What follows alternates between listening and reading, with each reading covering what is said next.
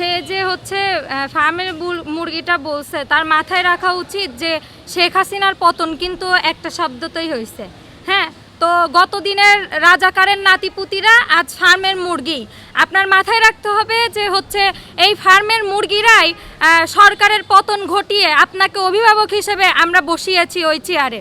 তো উনি ওই এসির মধ্যে বসে থেকে আসলে ওনারও কি দোষ দিব, উনি ওই এসি রুমের মধ্যে বসে থেকে হ্যাঁ আমাদের সাধারণ শিক্ষার্থীদের কষ্টটা উনি মানে বুঝতে পারবেন না। এই জন্য ওনাকে বলি, আপনি এখনও মনে হয় হেলিকপ্টারেই চড়ে আসেন, আপনি হেলিকপ্টার থেকে দয়া করে নামেন, নিচে নামেন এবং আপনি দেখেন যে আপনাদের সন্তানেরা কিভাবে এই যে হাঁটু সমান পানির মধ্যে আপনি দেখছেন যে রাস্তায় বিভিন্ন রকমের গাড্ডা আছে, এই গাড্ডার মধ্যে শিক্ষার্থীরা পড়ে যাচ্ছে, তাদের অ্যাডমিট কার্ড ভিজে যাচ্ছে, এই ভেজা শরীর নিয়ে তারা পরীক্ষার হলে যাচ্ছে, 2-3 ঘন্টা ধরে পরীক্ষা দিচ্ছে। এটা কিন্তু তাদের শরীরের জন্য মারাত্মক একটা ইনফেকশন হচ্ছে।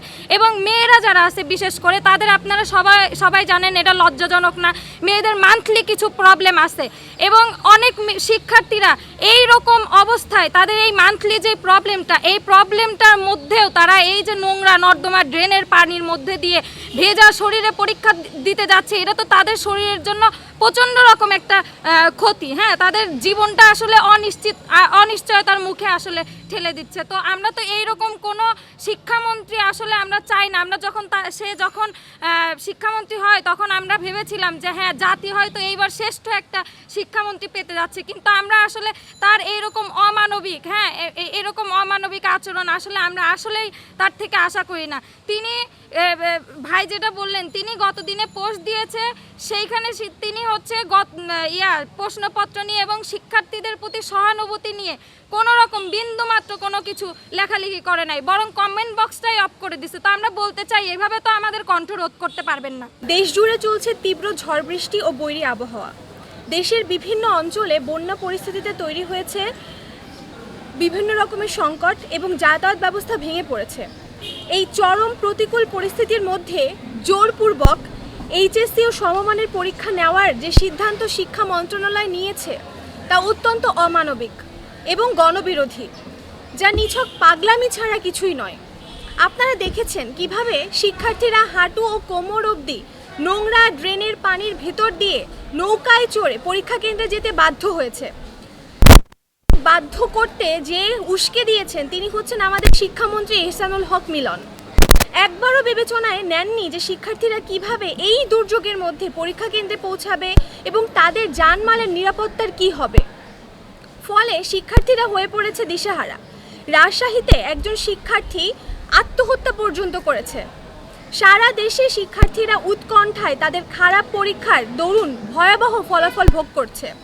শিক্ষামন্ত্রীর এই দুর্যোগের ভিতর পরীক্ষা নেওয়ার সিদ্ধান্তকে আমরা একটি তুগলকি কাণ্ড হিসেবেই আখ্যায়িত করতে পারি। আমরা অতি বিলম্বে গণবিরোধী ও এই কার্যত ব্যর্থ শিক্ষামন্ত্রীর পদত্যাগ দাবি করছি। একই সাথে এই বৈরী আবহাওয়া স্বাভাবিক না হওয়া পর্যন্ত এইচএসসি পরীক্ষা পিছিয়ে দেওয়ার জোর দাবি জানাচ্ছি। শিক্ষার্থীদের জীবনকে ঝুঁকিতে ফেলে কোনো পর্যায়ে পরীক্ষা চালিয়ে নেওয়া সম্ভব নয়। সারা দেশে এই দুর্যোগে পরীক্ষা পিছিয়ে নেওয়ার ন্যায্য দাবি যদি মেনে নেওয়া না হয়, আমরা শিক্ষার্থীদের আহ্বান করব আপনারা রাজপথে নেমে এসে আপনাদের অধিকার আদায় করে নিন। বাংলাদেশ ছাত্রপক্ষ আপনাদের পাশে থাকবেন। সামান্য এক পশলা বৃষ্টি হলে আমাদের রাজধানী রূপ নেয় ভয়াবহ এক নরকে। আমরা দৈনন্দিন ফেস করি বিভিন্ন রকমের জলাবদ্ধতা আজকে কেবল কোনো সাময়িক সমস্যা নয়, এটি ঢাকার নাগরিকদের প্রাত্যহিক জীবনের একটি অভিশাপ।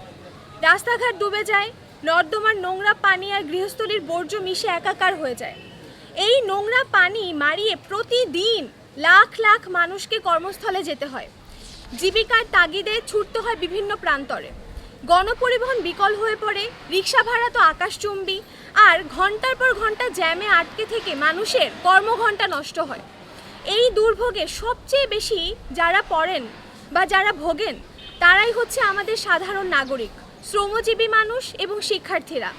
বছরের পর বছর ধরে কোটি কোটি টাকা খরচ করা হচ্ছে ড্রেনেজ ব্যবস্থার নামে, কিন্তু কাজের কাজ কিছুই হচ্ছে না। কর্তৃপক্ষের এই উদাসীনতার মাসুল দিতে হচ্ছে সাধারণ জনগণকে। এ যেন দৈনন্দিন বাস্তবতা। এই ভয়াবহতার সবচেয়ে নগ্ন রূপটি ফুটে ওঠে আমাদের দেশের সর্বোচ্চ বিদ্যাপীঠ ঢাকা বিশ্ববিদ্যালয়ের ক্যাম্পাস জুড়ে। যে বিশ্ববিদ্যালয়কে বলা হয় অক্সফোর্ডের প্রাচ্যের অক্সফোর্ড, সেইখানকার ছাত্রীদের হলের অবস্থা অত্যন্ত করুণ এবং বেদনাদায়ক। সেখানকার ছাত্রীদের হলের অবস্থা পাশাপাশি বিভিন্ন সময় তারা বিভিন্ন রকম জলাবদ্ধতার মধ্যে আক্রান্ত হয়। ঢাকায় সামান্য বৃষ্টি হলেই বাংলাদেশ কুয়েত মৈত্রী হল ও বঙ্গমাতা ফজিলাতুন্নেসা মুজিব হলের সামনে হাঁটু থেকে কোমর পর্যন্ত পানি, সেটা তাদেরকে সহ্য করতে হয়। ওখানকার যে শিক্ষার্থীরা রয়েছেন তাদের দৈনন্দিন কার্যক্রম বিভিন্নভাবে ব্যাহত হয়।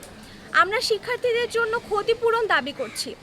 এছাড়া নোংরা ও পয় নিষ্কাশনের পানি জমে এডিস মশার যে প্রজনন কেন্দ্র পরিণত হয়েছে হলগুলোতে, সেগুলোর জন্য চরম স্বাস্থ্য ঝুঁকি তৈরি হয়েছে।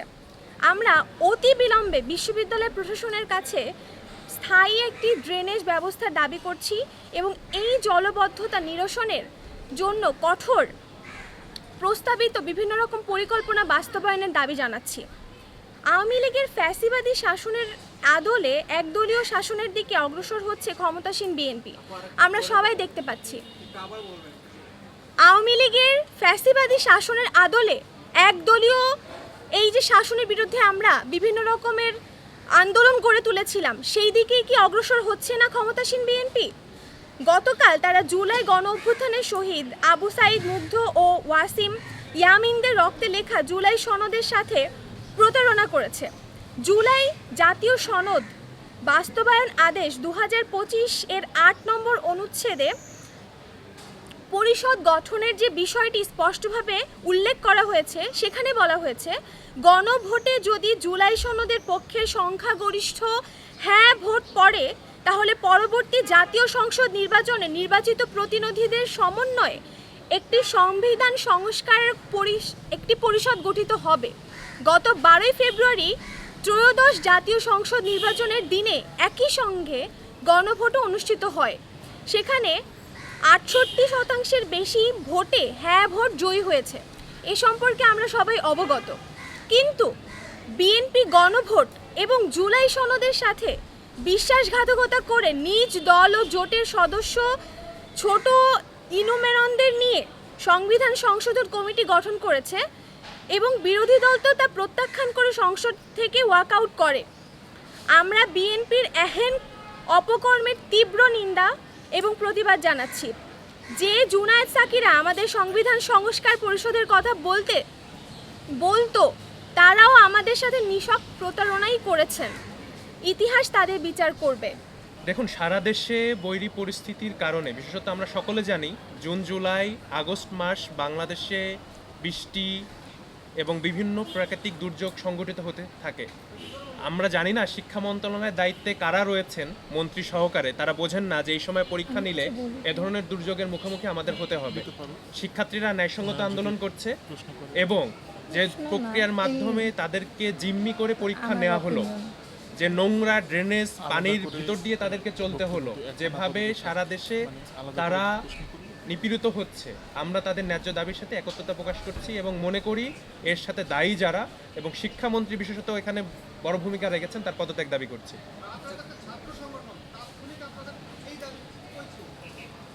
আমরা আরও 2 দিন আগে এ বিষয়ে মিডিয়া মারফত আমরা আমাদের বক্তব্য তুলে ধরেছি। এ বিষয়ে বিভিন্ন মিডিয়া নিউজও করেছে এবং আমাদের যে সাংগঠনিক পেজ রয়েছে সেখানে আমাদের লিখিত বক্তব্য রয়েছে।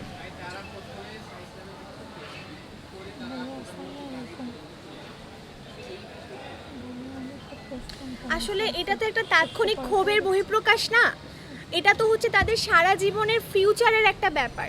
তো তারা অবশ্যই এটা করতে পারে। আপনি চিন্তা করে দেখেন, ফিজিক্স পরীক্ষা ছিল প্রথম দিন, অন্যান্য পরীক্ষা তো বাদ। তো ওখানে একজন পরীক্ষার্থীর তো পরীক্ষার চাপ নিবে নাকি হচ্ছে সে জলবদ্ধতা মারিয়ে তারপরে তার এই যে ভেজা পোশাক আশাক নিয়ে সে 3 ঘন্টা একটা হলে বসে পরীক্ষা দিচ্ছে। মানে এখানে ক্ষোভটা তো প্রচণ্ড প্রাকৃতিক একটা বিষয়, মানে ন্যাচারালি এই জিনিসটাই হবে। মানে আমার সঙ্গে অন্যায় হচ্ছে, এই তো পূর্বে 24 তারা দেখেছে, তো যেই প্রজন্ম 24 দেখেছে তাদের কি আসলে আর মনে কোনো ভয় আছে যে আমি কিছু করতে পারি না? তো এই জিনিসটা তো খুবই স্বাভাবিক তাদের আক্ষেপের জায়গা থেকে।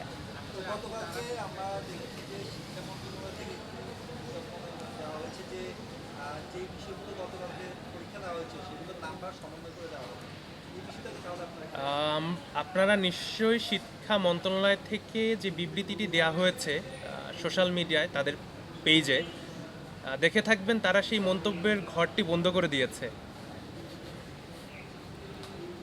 আমরা তারা যে ধরনের যখন পরীক্ষাকে সামনে রেখে প্রশ্নপত্র তৈরি করা হয়, এ ধরনের ভুল আমরা যখন পরীক্ষা দিয়েছি, আমরা নিজেরা যখন কলেজ পড়ুয়া শিক্ষার্থী ছিলাম, যখন প্রশ্নপত্রে কোনো ভুল এবং যে বিষয়বস্তু আমাদের কাঙ্ক্ষিত নয় সে জিনিসগুলো যখন আসে, আমরা কিন্তু ঘাবড়ে যাই।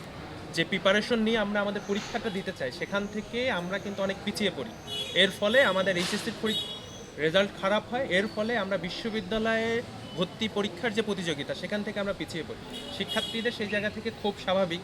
এবং গণতান্ত্রিক সরকার কেন জনমত গ্রহণ করতে পারে না, কেন তারা শিক্ষা মন্ত্রণালয়ের মতো পেজের কমেন্ট সেকশন বন্ধ করে রাখে, সে বিষয়ে তারা ভালো বলতে পারবে। আচ্ছা, এই যে আন্দোলন থেকে শিক্ষার্থীদের কেউ কেউ দাবি করছে প্রশ্নপত্র কঠিন হচ্ছে কিংবা গার্ড কঠিন হচ্ছে, এরকম তারা দাবি জানাচ্ছে, তো আপনাদের এই বিষয়ে অবস্থান কি বা আপনারা কি মনে করেন?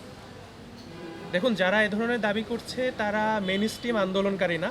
শিক্ষার্থীদের মৌলিক দাবি হচ্ছে সারা দেশে যে দুর্যোগ এবং বৈরী পরিস্থিতি চলছে, সে কারণে পরীক্ষা পিছিয়ে দেয়া এবং একই সাথে তাদেরকে যে জোর করে যে পরীক্ষা নেওয়া হয়েছে এ বিষয়ে সরকার কর্তৃক কার্যকর পদক্ষেপ গ্রহণ করা। আমরা মনে করি সরকারের বিশেষত বর্তমান প্রধানমন্ত্রী তারেক রহমানের এ বিষয়ে দ্রুত পদক্ষেপ এবং শিক্ষার্থীদের আশ্বস্ত করা প্রয়োজন। তারা শিক্ষামন্ত্রীর প্রতি আর কোনোভাবেই আশ্বস্ত নয় এবং ইতিপূর্ব শিক্ষামন্ত্রী বেসরকারি বিশ্ববিদ্যালয় নিয়ে বিতর্কিত মন্তব্য করেছিলেন। সে সময়ে বেসরকারি বিশ্ববিদ্যালয়ের শিক্ষার্থীরা ক্ষোভ উগরে দিয়েছে এবং শিক্ষামন্ত্রী যেভাবে এইচএসসি পরীক্ষার্থীদের জিম্মি করে পরীক্ষা নিয়েছেন, শিক্ষার্থীদের ক্ষোভ এবং বিভিন্ন বক্তব্য আসা স্বাভাবিক হিসেবে আমরা দেখছি।